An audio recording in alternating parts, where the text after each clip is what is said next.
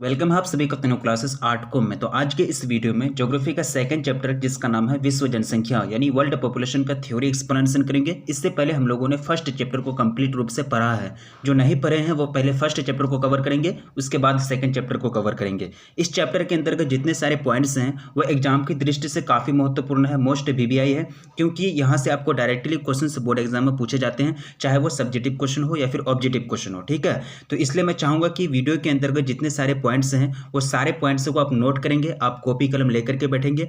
अगर आप वीडियो देख करके छोड़ देंगे तो आपको कोई फायदा नहीं होगा, एक तरह से आपका टाइम का बर्बाद होगा, टाइम लॉस होगा। ठीक है, इसलिए सारे पॉइंट्स को याद रखने का प्रयास करेंगे।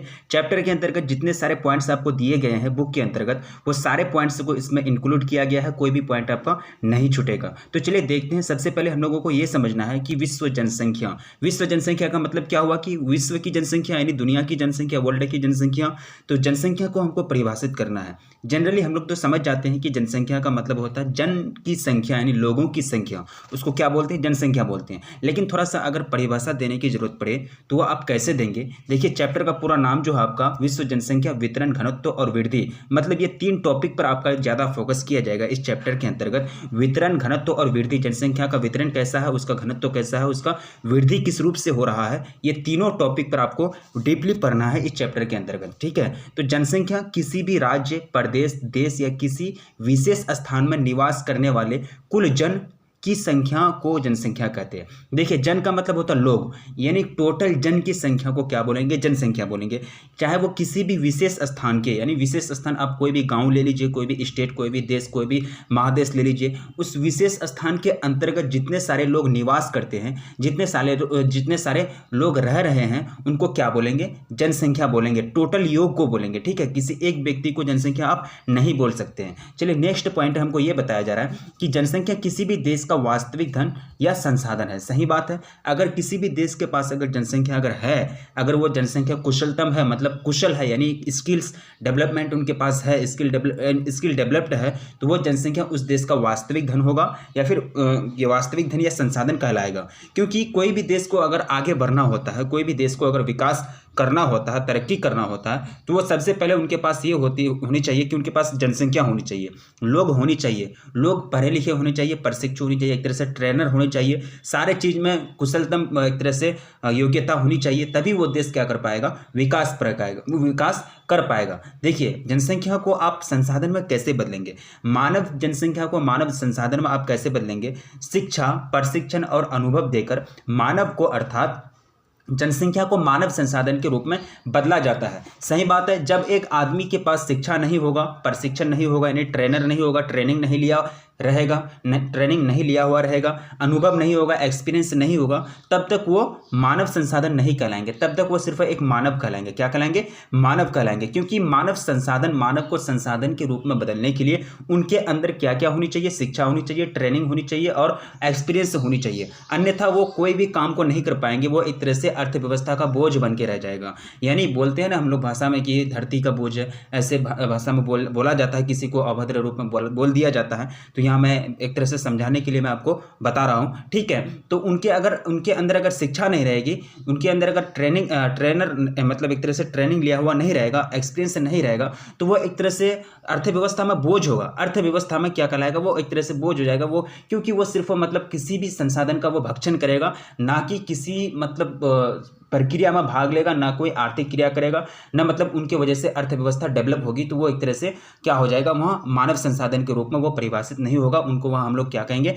मानव संसाधन नहीं कहेंगे, उसको सिर्फ क्या कहेंगे, मानव कहेंगे। ठीक है, अब चलिए नेक्स्ट पॉइंट हमको ये बताया जा रहा है कि विश्व जनसंख्या असमान रूप से बटा हुआ है। सही बात है, कहीं जनसंख्या ज़्यादा है तो कहीं कम है। जैसे कि चाइना में जनसंख्या सबसे ज़्यादा है, उसके बाद भारत का नंबर आता है। ठीक है, तो इसी प्रकार विश्व में जनसंख्या जो है अलग अलग देश में अलग अलग संख्या में बटा हुआ है, कहीं जनसंख्या कम है तो कहीं ज़्यादा है।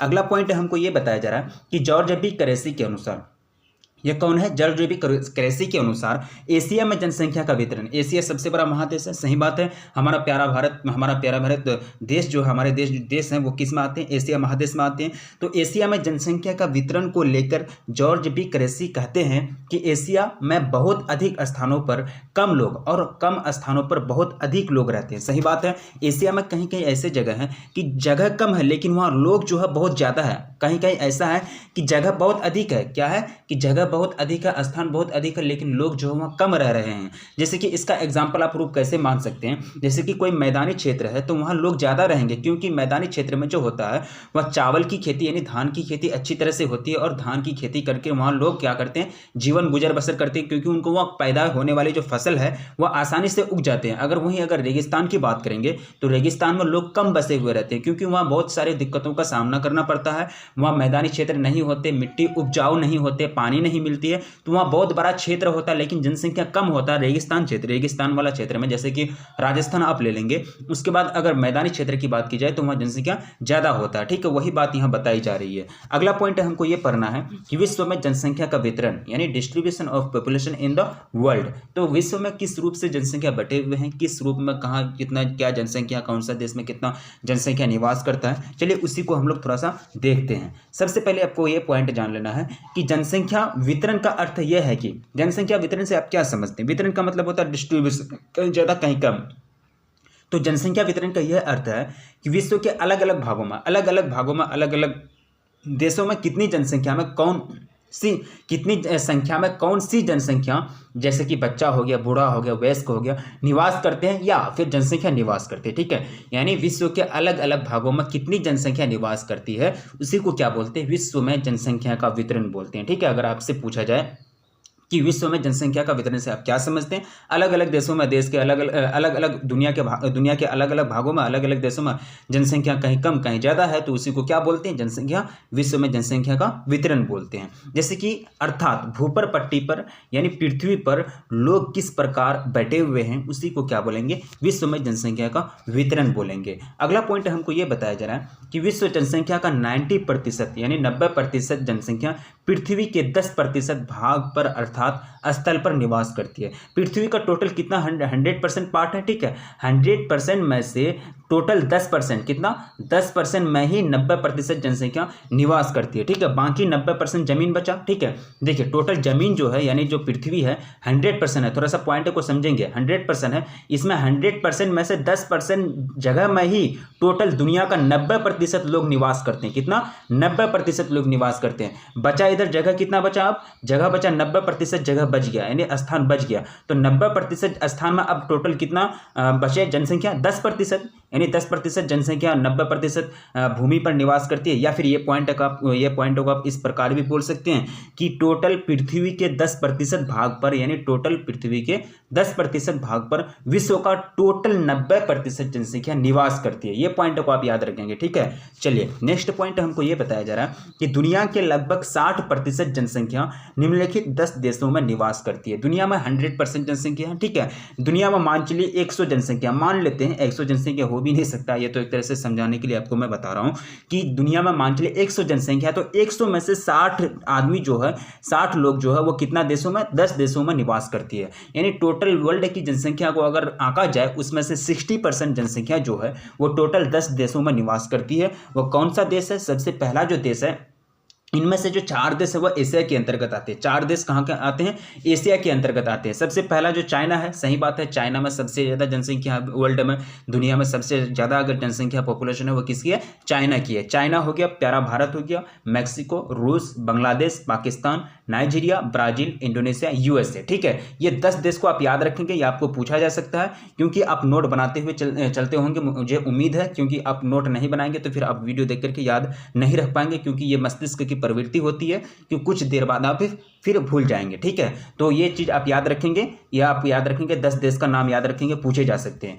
चलिए नेक्स्ट पॉइंट हमको ये बताया जा रहा, जनसंख्या वितरण, घनत्व और वृद्धि, क्योंकि मैं आपको चैप्टर का नाम ही बता दिया गया हूँ, विश्व जनसंख्या वितरण, घनत्व और वृद्धि। तो हम लोग चले हैं, वितरण तो हम लोग पढ़ लिए, अब चले हम लोग घनत्व मैंने डेंसिटी में। डेंसिटी किसको बोलते हैं, घनत्व किसको बोलते हैं, वो आपको तो समझ में अच्छा तरह से आता होगा। देखिए पॉपुलेशन डेंसिटी यानी किसी विशेष क्षेत्र विशेष क्षेत्र क्या हो सकता है? राज्य, देश या फिर प्रदेश हो सकता है। किसी विशेष क्षेत्र के जनसंख्या और उसके कुल क्षेत्रफल के अनुपात यानी रेशियो को क्या बोलते हैं? जनसंख्या घनत्व बोलते हैं, यानी पॉपुलेशन डेंसिटी बोलते हैं। चाहे वो कोई भी स्थान ले लीजिए, आप कोई गांव ले लीजिए, कोई देश, कोई स्टेट ले लीजिए, उस देश में, उस स्टेट में, उस गांव में जितने जनसंख्या निवास करते हैं उसको डिवाइड कर देना है किससे? उसकी क्षेत्रफल से। तो उसका जो रेशियो निकलेगा, उसका जो अनुपात निकलेगा, उसी को क्या बोलेंगे? जनसंख्या घनत्व यानी पॉपुलेशन डेंसिटी बोलेंगे। जस्ट फॉर एग्जांपल के रूप में आपको समझाने की कोशिश की गई है। यहाँ जनसंख्या घनत्व से प्रति वर्ग किलोमीटर में निवास करने वाले जन यानी लोगों का औसत मान का पता चलता, यानी पीडी। आपको ये फॉर्मूला याद रखना है, सिंपल सी बात है। यानी पीडी का मतलब क्या हो गया? पॉपुलेशन डेंसिटी बराबर पी अपॉन ए, यानी पी बाई ए। पी का मतलब हो गया पॉपुलेशन, ए से एरिया। पीडी यानी population density is equal to population upon area, ठीक है। तो यहाँ जो बताया जा रहा है, यहाँ जहाँ पी बराबर पॉपुलेशन, ठीक है, यानी पी जो इंडिकेट करता है वो पॉपुलेशन पॉपुलेशन को इंडिकेट करता है, और ए से एरिया और पीडी से पॉपुलेशन डेंसिटी, ठीक है। या आप यह फॉर्मूला याद रख लिए। आपको यहाँ क्वेश्चन पूछा गया कि जनसंख्या घनत्व तो निकालिए। आपको क्वेश्चन दे दिया गया कि किसी प्रदेश की कुल जनसंख्या जो है वो कितना है? इतना है, ठीक है। उसके बाद आपको टोटल क्षेत्रफल आपको इतना दे दिया गया, किलोमीटर स्क्वायर में दे दिया गया, ठीक है। जनसंख्या को क्या आप यूनिट में माप सकते हैं? नहीं माप सकते हैं, ठीक है, यूनिट में उसमें नहीं माप सकते हैं। तो पीडी निकालने का हम लोगों ने फॉर्मूला पढ़ रखा है ऊपर में। पीडी निकालने का फॉर्मूला है पी बाई ए। पी का मतलब होता है पॉपुलेशन यानी डेंसिटी, और ए का मतलब होता है एरिया। एरिया भी आपको यहाँ दिया हुआ है और पॉपुलेशन यहाँ भी दिया हुआ है। तो क्या करेंगे? पॉपुलेशन को डिवाइड कर देंगे एरिया से, यानी टोटल डिवाइड करने के बाद आपका कितना निकलेगा? 400 निकलेगा, ठीक है। 400 मतलब अर्थात 400 व्यक्ति प्रति वर्ग किलोमीटर, यानी यहाँ जो एवरेज मतलब निकला तो वो कितना निकला? 400 व्यक्ति प्रति वर्ग किलोमीटर क्षेत्रफल पर निवास करते हैं। ये आपका क्या कहलाएगा? जनसंख्या घनत्व कहलाएगा। उम्मीद करता हूँ ये पॉइंट आपको अच्छा तरह से समझ में आ गया होगा। स्क्रीनशॉट लेंगे और नोट बनाते हुए जाएंगे, ठीक है। स्क्रीनशॉट लेकर के नोट बनाते हुए जाएंगे, नहीं तो फिर वही टाइम का बर्बादी होगा। ये मैं बात बार बार आप लोगों को सचेत करते रहता हूँ। सबसे अब देखिए, नेक्स्ट पॉइंट आपको ये पढ़ना है कि जनसंख्या वितरण पर प्रभाव डालने वाले अवयव या फिर कारक, यानी जो फैक्टर हैं, जो कारक हैं। जनसंख्या वितरण कहीं ज़्यादा है, कहीं कम है, तो इसका भी तो कोई कारण होगा ना। ऐसा नहीं कि जनसंख्या को बचने का मतलब लोगों को कहीं ज़्यादा मतलब रहने का शौक है, कहीं रहने का ही शौक नहीं है। कुछ तो कुछ कारण होगा ना। क्या क्या कारण है? चलिए, आर्थिक कारक, यानी जनसंख्या वितरण को प्रभाव डालने वाले, यानी जनसंख्या वितरण पर असर डालने वाले जो कारक है वो सबसे पहला इकोनॉमिक फैक्टर है। इकोनॉमिक जो फैक्टर, ये क्या फैक्टर है? चलिए देखते हैं। वे कारक जो अर्थव्यवस्था पर असर डालता है उसको बोलते हैं आर्थिक कारक। आर्थिक कारक क्या करता है? अर्थव्यवस्था पर असर डालता है। वो फैक्टर जो असर डालता है, एक तरह से इफेक्ट डालता है किस पर? आर्थिक मतलब क्या? अर्थव्यवस्था पर, यानी इकोनॉमिक सिस्टम पर। उसको क्या बोलेंगे? आर्थिक कारक यानी इकोनॉमिक्स फैक्टर बोलेंगे। जैसे कि यहाँ एग्जाम्पल के रूप में आपको समझाने की कोशिश की गई है कि औद्योगिकरण यानी इंडस्ट्रियलाइजेशन, मजदूरी, कर यानी टैक्स इत्यादि भी जनसंख्या वितरण को बहुत हद तक प्रभावित करती है। सही बात है। अगर थोड़ा सा सोचने का प्रयास कीजिए, मजदूरी अगर गांव छोड़ करके गांव में कम मिलता है और वही काम अगर शहर में जाकर के करें, वहां मजदूरी ज़्यादा मिलता है, तो मजदूर लोग कहाँ काम करना पसंद करेंगे? शहर में काम करना पसंद करेंगे। सब मजदूर वहाँ चल जाएंगे, वहाँ रहना बस, वहाँ रहेंगे, वहाँ मतलब खाएंगे पिएंगे, अपना काम करेंगे, तो वहाँ की जनसंख्या क्या हो जाएगी?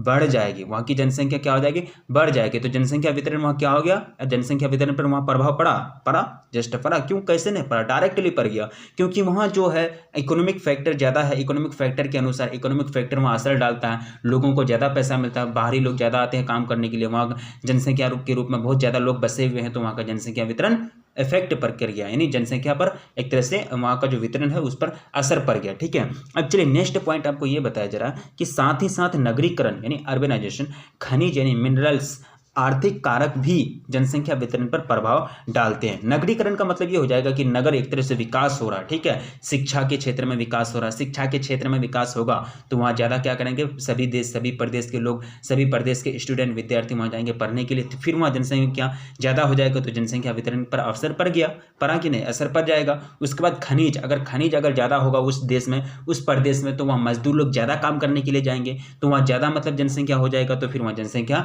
वितरण पर असर पड़ जाएगा। ये सब जो कारक हैं क्या करते हैं? आर्थिक कारक हैं। इसको क्या बोलते हैं?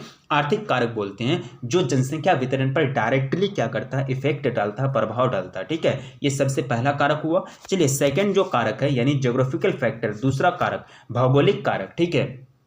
तो भौगोलिक कारक के अंतर्गत क्या क्या आ जाएंगे? मिट्टी, चट्टानी जमीन, समतल मैदान, बाढ़ प्रवण, जंगल, वनस्पति, जलवायु, आंधी, चक्रवात, मिट्टी, कि उर्वरा क्षमता आदि भौगोलिक कारक जनसंख्या वितरण पर प्रभाव डालते हैं। सही बात है। मिट्टी, कहीं का मिट्टी अगर ज़्यादा उपजाऊ है, कहीं का मिट्टी अगर ज़्यादा उपजाऊ है तो वहाँ जनसंख्या ज़्यादा बसेंगे और ज़्यादा मतलब उपजाऊ करेंगे, फसल उगाएंगे और वहाँ रहना पसंद करेंगे। अगर कहीं का मिट्टी कम उपजाऊ है तो बोलेंगे कि यहाँ उपजाऊ फसल वगैरह उगता नहीं है, यहाँ रहेंगे नहीं, या तो फिर भूखे मरना पड़ेगा। तो वहाँ क्या करा, एक तरह से भौगोलिक फैक्टर यानी जो ज्योग्राफिकल फैक्टर है, भौगोलिक कारक भी असर डाला जनसंख्या के वितरण पर। चट्टानी जमीन अगर कहीं ज़्यादा है तो वहाँ मतलब ज़्यादा मतलब होगा नहीं, वहाँ भी फसल वगैरह नहीं होगा, तो वहाँ भी जनसंख्या कम बसना पसंद करेगा। तो वहाँ भी जनसंख्या के वितरण पर प्रभाव डाला कौन, भौगोलिक कारक, जो कौन है, चट्टानी जमीन है। समतल मैदान आ गया, ठीक है। समतल मैदान में लोग ज़्यादा बसना पसंद करेंगे क्योंकि समतल मैदान जो है काफ़ी मतलब खेती के लिए मतलब जाना जाता है। खेती अच्छी तरह से की जाती है, अच्छा तरह से सिंचाई की जाती है, मतलब फसल उगाए जाते हैं, धान बोए जाते हैं। तो ये सारा चीज़ जो होता है वहाँ आसानी से की जाती है और उपज जो होती है ज़्यादा होती है, जिसके कारण लोग वहाँ ज़्यादा बसना पसंद करेंगे और वहाँ की जनसंख्या बढ़ जाएगी। जब जनसंख्या बढ़ जाएगी तो जनसंख्या वितरण पर वहाँ असर पड़ जाएगा। तो ये क्या हो जाएगा, आपका भौगोलिक कारक हो जाएगा। बाढ़ प्रवण, ठीक है, बाढ़ प्रवण भी क्या है, मतलब आपका भौगोलिक कारक के अंतर्गत आ जाएगा। कहीं अगर क्षेत्र ऐसा है, निचला इलाका है, तो वो क्षेत्र में अगर बाढ़ ज़्यादा आता है, यानी जो फ्लड है, फ्लड एरिया है, तो वह बाढ़ अगर ज़्यादा आता है तो वहाँ लोग बसना कम पसंद करेंगे या फिर खेती भी करना कम पसंद करेंगे, क्योंकि बाढ़ आएगा तो पूरा एक तरह से बर्बाद करके जाएगा, ठीक है। तो वहाँ खेती भी कम करना पसंद करेंगे और लोग बसना भी कम पसंद करेंगे, क्योंकि वहाँ बाढ़ जो है डायरेक्टली इफेक्ट डालता है और नुकसान बहुत ज़्यादा पहुँचाता है। तो वहाँ जनसंख्या कम हो जाएगी, जनसंख्या कम हो जाएगी तो जनसंख्या वितरण पर असर पड़ेगा, ठीक है। जंगल, सही बात है। जंगल अगर किसी क्षेत्र में ज़्यादा है तो वहाँ जनसंख्या बसेगा, जाहिर सी बात बसेगा वहाँ, क्योंकि वहाँ पेड़ पौधे मिलेंगे, एक तरह से जो ईंधन है वो मिलेगा, एक तरह से जो पेड़ लकड़ी मिलते हैं पेड़ के वो मिलेंगे, फल मिलेंगे, बहुत सारी चीज़ मिलते हैं जंगल में।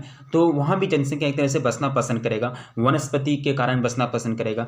जल, अगर जल की देखिए, जल बहुत बड़ा फैक्टर है। जल जो है ना, ये बहुत बड़ा फैक्टर है। आप सुने होंगे सिंधु घाटी सभ्यता, ठीक है। वहाँ जो पानी मिलते थे, लोग पहले क्या करते थे कि पानी लेने के लिए नदी में जाते थे, ठीक है। पहले जब मतलब आदमी के पास टेक्नोलॉजी नहीं थी, मतलब ये शिक्षा नहीं था, उनको पता नहीं था कि मतलब धरातल से भी वाटर यानी पानी निकाला जा सकता है, उनको तो पहले पता नहीं था। तो पहले लोग कहाँ बसना पसंद करते थे, नदी के किनारे। जहाँ अगर आप मान चलिए जहाँ अभी आप बसे हुए हैं, जहाँ आपका अभी घर है, वहाँ अगर पानी निकलना बंद हो जाए या फिर पानी कम निकले या फिर पानी में ज़्यादा मतलब कुछ अदर फैक्टर निकले, आयरन वगैरह ज़्यादा निकले, तो वहाँ आप बसना कम पसंद करेंगे, वहाँ से आप प्रस्थान करना पसंद करेंगे और वहाँ की जनसंख्या घट जाएगी और वहाँ क्या होगा कि एक तरह से जनसंख्या के वितरण पर इफेक्ट पड़ेगा। तो जल भी बहुत बड़ा कारक है, जनसंख्या के वितरण पर इफेक्ट डालने वाला बहुत बड़ा कारक है। वायु, देखिए वायु भी बहुत बड़ा कारक है कि कहीं का अगर वायु अगर स्वच्छ है तो वहाँ लोग रहना ज़्यादा पसंद करेंगे। अगर कहीं का वायु अगर मतलब ज़्यादा मतलब जहरीला है तो वहाँ कम रहना पसंद करेंगे। जैसे कि दिल्ली की वायु जो है, मतलब दिल्ली की जो वायु है, पटाखे वगैरह जलाने पर या फिर कोई भी त्यौहार आता है, ईद या फिर होली दिवाली जो भी आता है, तो उसमें ज़्यादा पटाखे वगैरह जलाए जाते हैं, तो वहाँ की वायु जो है दूषित हो जाती है, तो वहाँ लोग कम बसना पसंद करते हैं। या फिर जब सुने होंगे कि जैसे कोई त्यौहार आता है तो लोग वहाँ रहना कम पसंद करते हैं, क्योंकि ट्रैफिक वगैरह जाम हो जाता है और वहाँ से मतलब अपना घर आना पसंद करते हैं। तो ये भी बहुत बड़ा फैक्टर है जनसंख्या के वितरण पर प्रभाव डालने वाला। आंधी, चक्रवाती तूफान, मिट्टी की उर्वरक क्षमता जहाँ ज़्यादा होगा वहाँ ज़्यादा खेती होगा, ज़्यादा उपज होगा, वहाँ ज़्यादा लोग बसेंगे, जनसंख्या के वितरण पर वहाँ क्या हो जाएगा, इफेक्ट पड़ जाएगा। तो ये क्या हो गया, आपका भौगोलिक कारक हो गया। जैसे कि यहाँ एग्जाम्पल के रूप में आपको दिया गया है कि समतल मैदान में ज़्यादा जनसंख्या पाई जाती है क्योंकि वहाँ कृषि और आसान तरीके से की जाती है। बाढ़ की वजह से लोग ऊंचे स्थान पर जाकर बस जाते हैं, जिससे ऊंचे स्थानों पर जनसंख्या यानी घनत्व तो बढ़ जाती है। तो ये सारा मतलब दो कारक हुआ आपका, दो महत्वपूर्ण कारक है, आर्थिक कारक और भौगोलिक कारक। जनसंख्या वितरण पर प्रभाव डालने वाले कारक यानी अवयव, आर्थिक कारक और भौगोलिक कारक। आर्थिक कारक के अंतर्गत क्या क्या आते हैं वो चीज़ आप याद रखेंगे और भौगोलिक कारक के अंतर्गत क्या क्या आते हैं वो चीज़ आप याद रखेंगे। तो आपका जो एक तरह से पैराग्राफ यानी 5 मार्क्स का तो आपका जो क्वेश्चन होगा वो आपका पूरा तरह से कंप्लीटली हो जाएगा, यानी आंसर आप पूरा सही ढंग से आप दे पाएंगे। चलिए नेक्स्ट पॉइंट आपको ये पढ़ना है, जनसंख्या क्या है, जनसंख्या वृद्धि। तो जनसंख्या वृद्धि किसको बोलते हैं, पॉपुलेशन ग्रोथ। तो किसी विशेष क्षेत्र की जनसंख्या समय के साथ बढ़ती है। सही बात है, कोई भी देश, कोई भी गाँव, कोई भी घर, कोई भी परिवार की जनसंख्या समय के साथ बढ़ती है, परिवार में ज़्यादा शादी विवाह होता है तो जनसंख्या बढ़ती है, ठीक है। या फिर कोई देश में ज़्यादा अगर जनसंख्या अगर मतलब कोई देश में अगर एक तरह से रिप्रोडक्शन रेट अगर ज़्यादा हो तो वहाँ की जनसंख्या बढ़ती है। कोई देश में गर्मी ज़्यादा पड़ता है तो वहाँ की जो सेक्स पावर है लोगों में वो ज़्यादा होता है, वहाँ जनसंख्या बढ़ती है। तो ये सारा चीज़ जो फैक्टर होता है वो जनसंख्या वृद्धि को इफेक्ट करता है। यानी जनसंख्या वृद्धि, पॉपुलेशन ग्रोथ जो है किसी विशेष क्षेत्र, यानी कोई भी विशेष क्षेत्र का मतलब आप समझ गए ना। यानी विशेष क्षेत्र का मतलब आप कोई भी क्षेत्र मान सकते हैं जो विशेष होना चाहिए, यानी गांव भी मान सकते हैं, देश भी मान सकते हैं, राज्य भी मान सकते हैं, कोई भी स्टेट को मान सकते हैं। तो वो क्षेत्र की जनसंख्या समय के साथ आगे बढ़ती है, उसको क्या बोलेंगे, जनसंख्या वृद्धि बोलेंगे, ठीक है। जनसंख्या वृद्धि, अब जनरली हम लोग जो पढ़े हैं तो वृद्धि का मतलब क्या पढ़े हम लोग, बढ़ना। वृद्धि का मतलब क्या होता है, बढ़ना। लेकिन यहाँ आपको थोड़ा सा अलग समझना पड़ेगा। यहाँ जो जनसंख्या वृद्धि होती है, यानी जनसंख्या वृद्धि का मतलब जनसंख्या में परिवर्तन, बदलाव। तो जनसंख्या वृद्धि निगेटिव भी हो सकती है, पॉजिटिव भी हो सकती है। जनसंख्या वृद्धि ऋणात्मक भी हो सकता है और धनात्मक भी हो सकता है। जनसंख्या वृद्धि अगर ऋणात्मक होगा तो जनसंख्या घटेगा, जनसंख्या वृद्धि अगर धनात्मक होगा तो जनसंख्या बढ़ेगा, ठीक है। तो जनसंख्या वृद्धि से बहुत सारे फैक्टर, ये मतलब जनसंख्या वृद्धि जैसे आता है मन में तो ओह जनसंख्या बढ़ेगा, बहुत बढ़ेगा जनसंख्या, ऐसा नहीं। यहाँ आपको दो फैक्टर है, जनसंख्या वृद्धि प्लस में भी होगा, माइनस में भी होगा, यानी धनात्मक में भी होगा और ऋणात्मक भी होगा, ठीक है। तो ये सारे पॉइंटों को आप याद रखेंगे। तो ये आपका ये क्या पॉइंट है, जनसंख्या वृद्धि, ठीक है। तो ये आपका फर्स्ट वीडियो का लास्ट पॉइंट है और सेकंड वीडियो भी आएगा तो पूरा चैप्टर का जो थ्योरी है उसको कवर कर लिया जाएगा। थोड़ा सा देख लेते हैं क्या क्या पढ़े हम लोग फर्स्ट वीडियो में। जनसंख्या वृद्धि, भौगोलिक कारक और आर्थिक कारक जो जनसंख्या वितरण पर प्रभाव डालते हैं। उसके बाद हम लोगों ने जाना कि जनसंख्या घनत्व तो कैसे निकाला जाता है और दुनिया के लगभग 60% जनसंख्या 10 देशों में निवास करती है। वो 10 देश का नाम हम लोगों ने जाना, जिसमें से 4 देश एशिया में निवास करते हैं। विश्व में जनसंख्या का वितरण कैसा है, जॉर्ज बी क्रेसी के अनुसार एशिया के बारे में वो क्या बोलते हैं, जनसंख्या क्या है और जनसंख्या घनत्व क्या है, जनसंख्या वृद्धि क्या है, वितरण क्या है, ये सारा चीज पर हम लोगों ने फोकस किया, ठीक है। तो सेकंड वीडियो जो आएगा, सेकंड वीडियो में हम लोग पूरा चैप्टर को, यानी पूरा चैप्टर का थ्योरी को कंप्लीट पढ़ लेंगे। इस तरह से आप लोग बने रहिए और इसी तरह से चैनल को सब्सक्राइब कीजिए और लोगों में, अपने दोस्तों में ज़्यादा से ज़्यादा शेयर कीजिए। और वीडियो को लाइक नहीं की तो प्लीज़ वीडियो को लाइक कर दीजिए, क्योंकि आप ही लोगों के लिए मेहनत की जाती है। तब तक रखिए अपना ख्याल, मिलेंगे फिर नेक्स्ट वीडियो में, तब तक के लिए जय हिंद।